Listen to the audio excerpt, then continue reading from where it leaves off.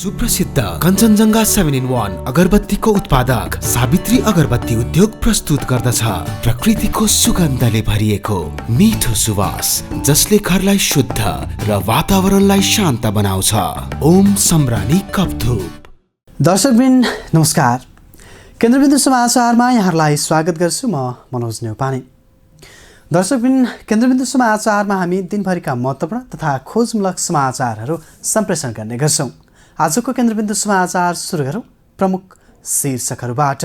Nepal communist party Rishiram कट्टेलका पक्षमा सर्वोच्चको फैसलासँगै तत्कालीन नेकपा एमाले र नेकपा माओवादी केन्द्र पुरानै अवस्थामा, प्रधानमन्त्रीद्वारा सर्वोच्चको फैसला मान्य भनाई। प्रचण्ड माधव समूहद्वारा प्रतिनिधि सभा बैठक बहिष्कार। काङ्ग्रेस र जसपाको अवरोधपछि फागुन 26 गतेसम्मका लागि स्थगित। पत्नी राधिका सहित प्रधानमन्त्री ओलीले लगाए कोभिड-19 विरुद्धको खोप। देशका सबै नागरिकलाई ढुक्क भएर खोप अभियानमा सहभागी हुन आग्रह। आजै कोभ्याक्स सुविधाको पहिलो चरणमा 3 लाख डोज खोप पनि नेपाल आइपुग्यो। साताको पहिलो दिन आइतबार नेप्सेमा दोहोरो अङ्कको गिरावट। कारोबारका आधारमा नेपाल पूर्वाधार बैंक शीर्ष स्थानमा। र बी डिभिजन लिग अन्तर्गत श्रीकुमारी क्लबद्वारा 4-3 गोल अन्तरले नयाँ बस्ती पराजित। मेयर कप क्रिकेटमा काठमाडौँद्वारा बागमती पराजित। जस्तै परिस्थितिमा पनि होन्डा छ सधैँ तपाईसँगै। त्यसैले अब होन्डा हुनेछ तपाईसँग मात्र 1 रुपियाँको डाउन पेमेन्ट वा 1 रुपियाँको इएमआई वा 1% इन्ट्रेस्ट रेटमा। थप जानकारीका लागि यी नम्बरमा कल गर्नुहोस् वा माथि दिएको लिङ्क क्लिक गर्नुहोस्। होन्डा छ सधैँ तपाईसँगै। International School of Tourism and Hotel Management. अब पूरा समाचार। शहीद स्मारक बी डिभिजन लिग फुटबलमा श्रीकुमारी क्लबले नयाँ बस्ती युवा क्लबलाई 4-3 गोल अन्तरले पराजित गरेको छ। आइतबार एन्फा कम्प्लेक्स 7 बाटोमा भएको खेलमा श्रीकुमारीलाई जित दिलाउन आशिष राईले 2 गोल गरे भने पेम्बा यल्मु र विवेक पुनले 1-1 गोल गरे। त्यसैगरी काठमाडौँमा जारी मेयर कप 1 दिवसीय पुरुष क्रिकेट प्रतियोगितामा बागमती प्रदेशले लगातार दोस्रो खेलमा हार बिहोर्नु परेको छ। आइतबार मूलपानी क्रिकेट मैदानमा भएको खेलमा काठमाडौँ मेयर 11सँग 94 रनले पराजित हुँदै बागमतीले लगातार दोस्रो हार बेहोरेको हो। हेरौँ पूरा समाचार। शहीद स्मारक बी डिभिजन लिग फुटबलमा श्रीकुमारी क्लबले नयाँ बस्ती युवा क्लबलाई पराजित गरेको छ। एन्फा कम्प्लेक्स 7 बाटोमा आइतबार भएको खेलमा श्रीकुमारीले नयाँ बस्ती युवा क्लबलाई 4-3 गोल अन्तरले पराजित गरेको हो। श्रीकुमारीलाई जित दिलाउन आशिष राईले 2 गोल गरे। पम्बा यल्मु र विवेक पुनले 1-1 गोल गरे। नयाँ बस्तीका विवेक गुरुङ, साजन राई र सुमन राईले 1-1 गोल फर्काए। जितसँगै श्रीकुमारीले 10 खेलमा 11 अङ्क जोडेको छ। श्रीकुमारी 8औं स्थानमा उक्लिएको छ। नयाँ बस्ती 10 खेलमा 12 अङ्क जोडेर 6औं स्थानमा रहेको छ। त्यसैगरी काठमाडौँमा जारी मेयर कप 1 दिवसीय पुरुष क्रिकेट प्रतियोगितामा बागमती प्रदेशले लगातार दोस्रो खेलमा हार बेहोरेको छ। आइतबार भएको खेलमा काठमाडौँ मेयर 11सँग 94 रनले पराजित हुँदै बागमतीले लगातार दोस्रो हार बेहोरेको हो। पहिलो खेलमा बागमती नेपाल पुलिस क्लबसँग 2 रनले पराजित भएको थियो। मूलपानी क्रिकेट मैदानमा काठमाडौँले दिएको 245 रनको लक्ष्य पछ्याएको बागमती 34 ओभर 3 बलमा अल आउट हुँदै 150 रनले समेटियो। बागमतीका लागि पृथु बास्कोटाले 60 रनको अर्धशतकीय इनिङ्स खेले पनि टोलीलाई जित दिलाउन सकेनन्। अनिल खरेलको बलमा आउट हुनुअघि उनले 79 बल 8 चौका प्रहार गरे। यस्तै कप्तान ज्ञानेन्द्र मल्ल र इशान पाण्डेले 17 रन बनाए। आदिल खानले 15 रन जोडे। पारस खड्का 10 रनमा आउट भए। यसअघि टस हारेर पहिले ब्याटिङ गरेको काठमाडौँले 50 ओभरमा 9 विकेट गुमाएर 244 रन बनाएको थियो। काठमाडौँका लागि सौरभ खनालले सर्वाधिक 49 रन बनाए। कप्तान सन्दीप लामिछानेले 42 रन जोड्दा सिद्धान्त लोहलीले 34 रन जोडे। बागमतीका नन्दन यादवले 4 विकेट लिए। रामनरेश गिरी र अरियो पौडेलले 2-2 विकेट लिए। जितसँगै काठमाडौँ मेयर 11ले भने प्रतियोगितामा सुखद सुरुवात गरेको छ। गत बिहिबार 90 अङ्कले उछालिएको शेयर बजार सूचक नेपाल स्टक एक्सचेन्ज नेप्से फेरि ओह्रालो लागेको छ। गत साता 3 दिन ओह्रालो र 2 दिन उकालो चढेर सातामा 47 अङ्कले घटेको बजार आज आइतबार दोहोरो अङ्कले ओह्रालो लागेको हो। गत 2 सातादेखि नै बजार सूचक अस्थिर देखिरहेका बेला आइतबार पनि बजार सूचक ओह्रालो लागेको देखिएको हो। हेरौँ यसै विषयमा तयार यो रिपोर्ट। धितोपत्र बजारमा शेयर कारोबार मापक नेप्से परिसूचक दोहोरो अङ्कले घटेको छ। नेपाल स्टक एक्सचेन्जका अनुसार नेप्से 21.58 ले ओह्रालो लागेर 2485.09 मा पुगेको हो। त्यस्तै ठूला कम्पनीको शेयर कारोबार मापन गर्ने सेन्सिटिभ परिसूचक 1.78 बिन्दुले घटेर 449.68 मा ओर्लेको छ। कुल 211 कम्पनीको 1,17,78,820 किता शेयर रु 5,54,66,480 मूल्यमा खरिद बिक्री भएका छन्। बजार ओह्रालो लाग्दा बजार पुँजीकरण प्रभावित भएको छ। आजको कारोबारपछि बजार पुँजीकरण रु 34,24,85,51,139 बराबर पुगेको छ। कारोबार भएका कुल 13 उपसमूहमध्ये आज 2 उपसमूहको शेयर उकालो लाग्दा 11 उपसमूहको शेयर भने ओह्रालो लागेको छ। होटल तथा पर्यटन 50.15 र जलविद्युत 18.34 ले उकालो लाग्दा बैंकिङ 12.41, व्यापार 181.48, विकास बैंक 5.56, वित्त 3.26, निर्जीवन बीमा 85.51, उत्पादन 82.29, अन्य 17.71, लघुवित्त 51.79, जीवन बीमा 306.32, सामूहिक लगानी कोष 0.02 र लगानी 1.75 बिन्दुले ओह्रालो लागेको छ। कारोबारका आधारमा आज नेपाल पूर्वाधार बैंक शीर्ष स्थानमा रहेको छ। सो बैंकको रु 42,78,40,924 बराबरको कारोबार भएको छ। त्यस्तै नेपाल बैंक रु 39,69,93,782, माथिल्लो तामाकोशी जलविद्युत कम्पनी रु 24,23,79,642, ग्लोबल आइएमई बैंक रु 17,13,53,870, नेपाल इन्स्योरेन्स कम्पनी रु 15,76,68,514 र खिवन इन्स्योरेन्स कम्पनी रु 14,71,60,469 मा कारोबार भएको छ।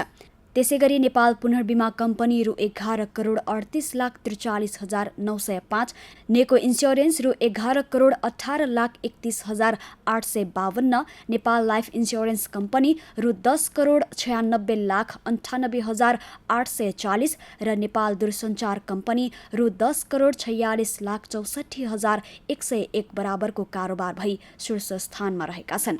त्यस्तै कारोबारका आधारमा चन्द्रगिरी हिल्सका लगानीकर्ताले 9.92% ले कमाउँदा Nepal Hydro Developer 9.83, Rairang Hydro Power 9.69, Excel Development Bank 7.14, Nepal Insurance 6.54, Universal Power Company 5.11, Reliance Finance 4.48, माथिल्लो तामाकोशी 4.17, हिमालय पावर पार्टनर 3.87 र एनआइबिएफ प्रगति फन्डका लगानीकर्ताले 3.87% ले कमाएका छन्। प्रधानमन्त्री केपी शर्मा ओलीले कोभिड-19 विरुद्धको खोप आज लगाएका छन्। आज अर्थात् आइतबार बिहान पत्नी राधिका साक्यसँगै खोप लगाउन त्रिवी शिक्षण अस्पताल पुगेका प्रधानमन्त्री ओलीले खोप लगाइसकेपछि आफूलाई कुनै पनि समस्या नदेखिएकाले ढुक्क भएर लगाउन सर्वसाधारणलाई आग्रह पनि गरेका छन्। प्रधानमन्त्री ओलीले खोप लगाएसँगै तेस्रो चरणको खोप अभियान पनि आजैबाट सुरु भएको छ। त्यसैगरी आजै कोभ्याक्स सुविधाको 3 लाख डोज खोप नेपाल आइपुगेको छ। हेरौँ पुरा समाचार। प्रधानमन्त्री केपी शर्मा ओलीले आज कोभिड-19 विरुद्धको खोप लगाएका छन्। त्रिवी शिक्षण अस्पताल महाराजगञ्जमा पुगेर बिहान प्रधानमन्त्री ओलीले धर्मपत्नी राधिका साक्यसँगै कोभिसिल्ड खोप लगाएका हुन्। उनले खोप लगाएसँगै देशभर दोस्रो चरणको खोप अभियान समेत सुरु भएको छ।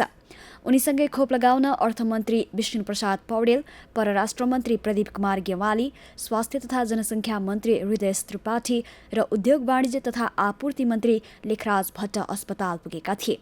खोप लगाएपछि प्रतिक्रिया दिँदै प्रधानमन्त्री ओलीले खोप लगाएर कोभिड विरुद्धको अभियान सफल पार्न सबैमा अनुरोध गरे। उनले खोप सुरक्षित रहेकाले ढुक्क भएर लगाउन सर्वसाधारणलाई आग्रह गरे। प्रधानमन्त्री ओलीले खोप लगाएर आफूलाई कुनै पनि नकारात्मक असर नपरेको पनि जानकारी दिए।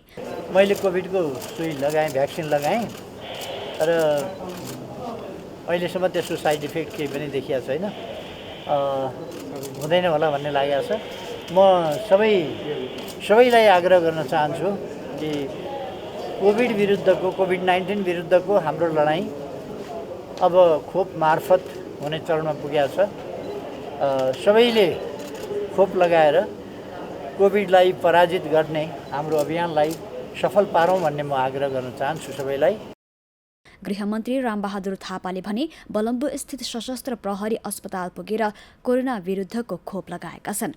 सरकारले कुल जनसङ्ख्याको 72%लाई खोप उपलब्ध गराउने लक्ष्य लिएको छ। पहिलो चरण अन्तर्गत 1.4%लाई खोप प्रदान गरिएको छ। यसअघि सरकारले भारत सरकारको अनुदानमा 10 लाख मात्रा खोप र खरिद गरिएको 10 लाख मात्रा खोप ल्याएको थियो। सरकारले आजदेखि दोस्रो चरणको खोप अभियान अन्तर्गत 65 वर्षमाथिका नागरिकलाई खोप लगाउन थालेको छ।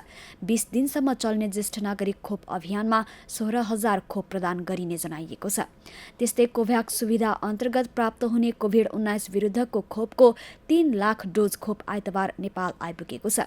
विभिन्न देशका सरकार, अन्तर्राष्ट्रिय संस्था तथा निजी क्षेत्रको सहयोगमा संयुक्त राष्ट्र सङ्घीय बालकोष, युनिसेफ र विश्व स्वास्थ्य सङ्गठनको समन्वयमा कोभ्याक्स सुविधाको पहिलो खोप सरकारलाई प्राप्त भएको हो।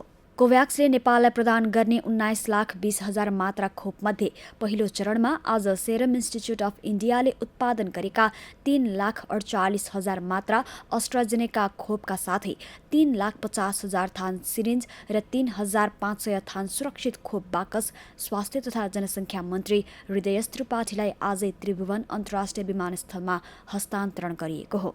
कोभ्याक्सका प्राविधिक एवं आर्थिक साझेदारका प्रतिनिधिहरूको उपस्थितिमा खोप हस्तान्तरण गरिएको हो।